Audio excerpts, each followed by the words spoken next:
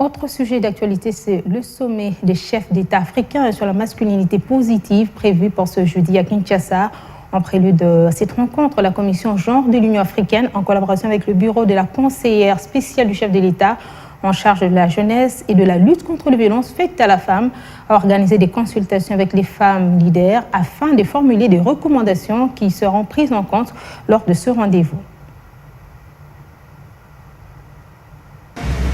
En prévision du sommet de chefs d'État et des gouvernements de pays africains sur la masculinité positive qui se tiendra le jeudi 25 novembre prochain dans la capitale congolaise sous le leadership du président en exercice de l'Union africaine et président de la RDC, Félix-Antoine Tshisekedi Tshilombo, la commission genre de l'Union africaine, en collaboration avec les bureaux de la conseillère spéciale du chef de l'État en charge de la jeunesse et lutte contre les violences faites à la femme, l'ONU Femmes et le PNUD, a organisé ce lundi à Kinshasa des consultations avec les femmes leaders afin de formuler des recommandations qui seront prises en compte dans la déclaration de chef d'État. Chantal Yelumolob, conseillère du chef de l'État en charge de la jeunesse et lutte contre les violences faites à la femme, a travaillé depuis près d'une année dans la préparation de la dite conférence. La violence à l'égard des femmes et des filles est considérée par l'Union africaine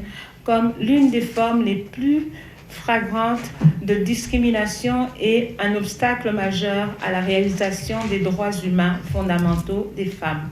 Pour l'Union africaine, les chefs d'État et des gouvernements doivent s'engager et s'impliquer personnellement si l'on veut éradiquer ce fléau. C'est ainsi que l'Union africaine a projeté la tenue de la toute première conférence des hommes chefs d'État sur l'élimination de la violence faite aux femmes et aux filles sous la direction du président de la République démocratique du Congo, président en exercice de l'Union africaine, son Excellence Félix Tshisekedi Tshilombo.